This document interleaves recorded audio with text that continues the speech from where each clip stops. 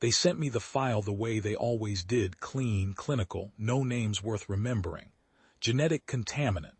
Korathi bloodline, royal line, flagged under the purity decree. Confirm and close. I had read 100 files like it in 12 years of contract work for the wardenship, and I had stopped expecting any of them to be people. That was the job. You did not last in it by expecting people. The lower city was flooded that season. The canal locks sealed against the spring melt, and the quarantine ward sat below the water line like something the Korathi capital had decided to forget about. Water stood ankle-deep in the access corridors, black with rust and runoff, and the emergency lighting strung along the catwalks buzzed and guttered every time a swell came through the lock seams. I went down the access stair with my collar up and the rain coming sideways through the grates, and I told myself the same thing I told myself every time a file like this one landed on my desk. It is a contaminant. It is not a person. Close it and go home. I had believed that line for 12 years. I had needed to believe it. A man who let himself wonder about the names behind the files didn't stay in this line of work long, and the ones who tried it usually didn't stay alive either. She was chained to a support post on the catwalk, ankle-deep in backwash, and she did not flinch when my light hit her. That was the first thing. Not fear. Just a long, steady look, like she was deciding what kind of man I was before I decided anything about her. "You're early," she said. "I thought they'd send someone slower." I had expected a lot of things from a contaminant. I had not expected her to talk like she was running the conversation. I checked the manifest against her face. The wardenship had given me a retinal pattern and nothing else. No name, no age, nothing that would make a man hesitate, and it matched. I should have finished it there. 30 seconds, clean, the kind of close that let you sleep that night. Instead, I asked her name. She blinked at that, just once, like the question had caught somewhere it wasn't supposed to reach. "Ressa," she said. "V. Haludorn, does it matter?" "It will to me," I said, and I didn't fully know why I said it. I sat down on the catwalk rail across from her, out of the worst of the rain, and I let her tell me what the file hadn't. Her bloodline carried a mutation 2 generations back, something in the Korathi gene records that had once been called a gift, before the wardenship rewrote the law and called it a contamination instead. Her parents dead in the border war, both of them in the same week, before she was old enough to remember their faces clearly. Her uncle, the new warden marshal, finding it cleaner to condemn an inconvenient niece under decree than to defend a claim to a throne he wanted for himself. She told it without asking for anything from me. No pleading. She'd clearly given up expecting anyone to do anything but finish the paperwork. "You don't have to perform for me," I told her. "I've heard worse lies told better." "I'm not lying," she said. "I stopped lying around the time I stopped expecting it to help." I believed her. That was the second thing that should have warned me I was already off the job.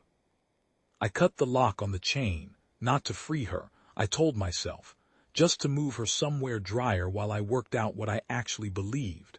And she watched my hands the whole time, steady, like she was cataloging whether I'd hurt her once the chain was gone. I hadn't met many people who watched a man's hands that carefully. It told me what kind of life had taught her to.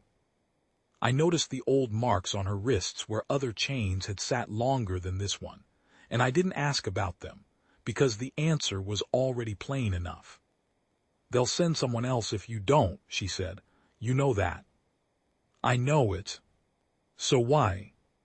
I didn't have a clean answer. I had spent 12 years doing exactly what the file told me, and somewhere in that flooded ward, with her ankle deep in backwash and her chin level and her voice steady, even when she had every reason for it not to be, the file had stopped being the only thing in the room. I'd hunted contaminants. I had never once hunted a woman who asked me whether her name would matter and then waited, like she already knew the answer, to see if I'd prove her right or wrong. "Because the file's wrong," I said. "You're not what it says you are." "And what does it say I am?" "A problem to be closed." I met her eyes. You're a person somebody decided was easier to call a problem. Something moved in her face then, not relief, not yet, more like a door that had rusted shut testing whether it could still open. She didn't cry. I want to be plain about that because I've heard men tell this kind of story like the woman wept and that was the whole of it. She didn't. Her eyes went wet and she held them steady anyway, and that steadiness was worse to watch, somehow, than crying would have been. Like she'd had practice not breaking in front of people, and was doing it now out of habit rather than need. The warden marshal came down the access stair himself an hour later, which told me how much he wanted this one confirmed in person rather than trusted to a report. Catherine Oss, mid-50s, dry under an umbrella his guard held for him, the kind of man who'd never once stood in floodwater himself if he could send somebody else to do it. He had 2 armed men with him and the unhurried walk of someone who had never in his life expected to be told no. "Saul," he said, when he saw the cut chain pooled in the water. "You're paid to close contracts, not debate them." "She has a name," I said. "Ressa, your brother's daughter, if the records I pulled on the walk down here are honest, which is more than I can say for the file you handed me. The decree doesn't care about names. That's rather the point of a decree." "I do," I said. He looked at me the way men like him look at anyone who stops being useful to them, recalculating fast, whether I was worth the trouble of replacing or worth the trouble of removing. I'd seen that look on a dozen men in 12 years. I'd never been the one standing in front of someone I intended to protect when I saw it, and it sat differently on this side of it than I'd expected. "You understand what refusing this costs you," he said. "The wardenship doesn't forget a broken contract, and neither do I." "I do," I said again. "I'm refusing it anyway." I won't make the next part sound like a fight worth singing about. It wasn't. His guard wasn't paid to die for a decree about bloodlines any more than I'd been paid to enforce one, and when I put myself between them and her and didn't move, 2 of them found other places to be, and the third didn't push it past words. Oss left the way he'd come, dry under his umbrella, telling me I'd hear from the wardenship. I told him I expected to.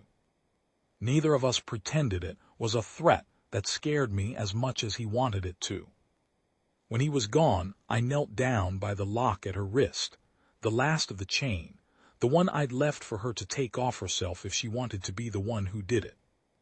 "You didn't have to do that," she said. "No," I agreed. "I wanted to." "Why?" "Because nobody ever asked you your name before deciding what you were worth," I said. "Somebody should have. I figured it might as well be me." She undid the lock herself, stood up slow, joints stiff from the cold water, and didn't reach for me. Didn't need to, just stood there a moment getting her balance back in a body that had spent longer chained than free. Then she looked at the flood gates at the end of the catwalk, the gray daylight leaking through the seams, and back at me. "Where does a man go," she said, "after he throws away a contract from the wardenship?"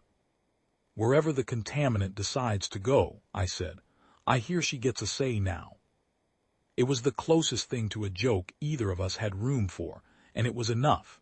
Something that wasn't quite a smile crossed her face, the first untired thing I'd seen there. I walked her out through the floodgates myself, into rain that had gentled to something almost soft, and I didn't look back at the ward or the chain or the file folded wet in my coat pocket. She walked beside me, not behind, not ahead, and somewhere past the second lock gate she said my name back to me for the first time, not a question this time, just a fact she'd decided to keep. I'd spent 12 years closing files on people I never let myself see. I saw her. That was the whole of what I'd done, in the end, nothing braver than that, nothing the songs would make much of.